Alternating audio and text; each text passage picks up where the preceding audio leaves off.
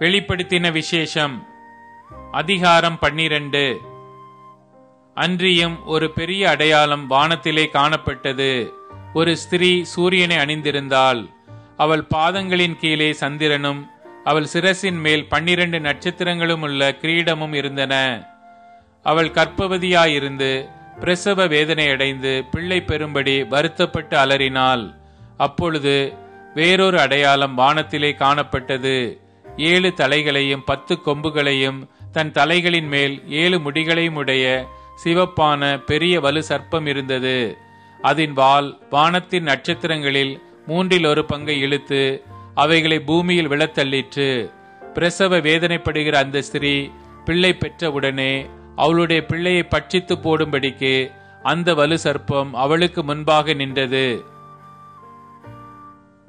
சகல ஜாதிகளையும் இருப்பு கோலால் ஆளுகை செய்யும் ஆண் பிள்ளையை பெற்றால் அவளுடைய பிள்ளை தேவனிடத்திற்கும் அவருடைய சிங்காசனத்திடத்திற்கும் எடுத்து கொள்ளப்பட்டது. ஸ்திரீயானவள் வனாந்திரத்திற்கு ஓடிப்போனாள்.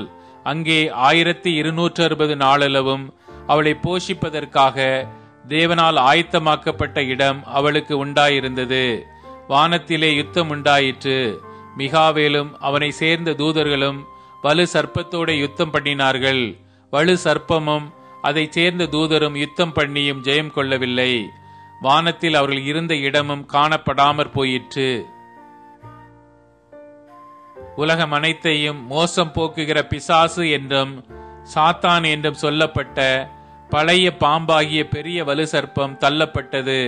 அது பூமியிலே விழத் தள்ளப்பட்டது. அதனோட கூட அதை சேர்ந்த தூதரும் தள்ளப்பட்டார்கள்.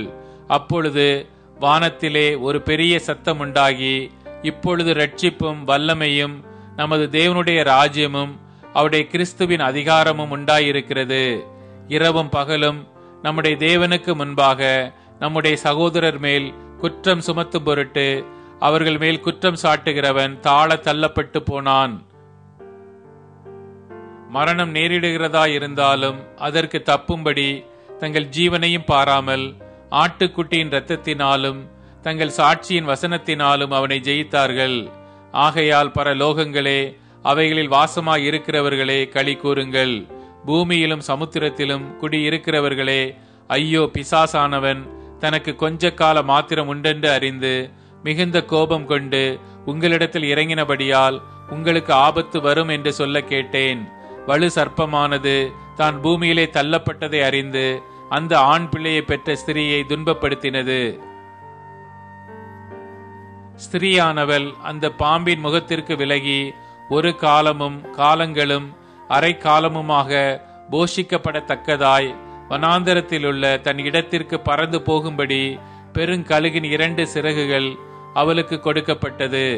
அப்பொழுது அந்த ஸ்திரீயை வெள்ளம் கொண்டு போகும்படிக்கு பாம்பானது தன் வாயிலிருந்து ஒரு நதி போன்ற வெள்ளத்தை அவளுக்கு பின்னாக ஊற்றிவிட்டது. பூமியானது ஸ்திரீக்கு உதவியாக தன் வாயை திறந்து வலு சர்ப்பம் தன் வாயிலிருந்து ஊற்றின வெள்ளத்தை விழுங்கினது.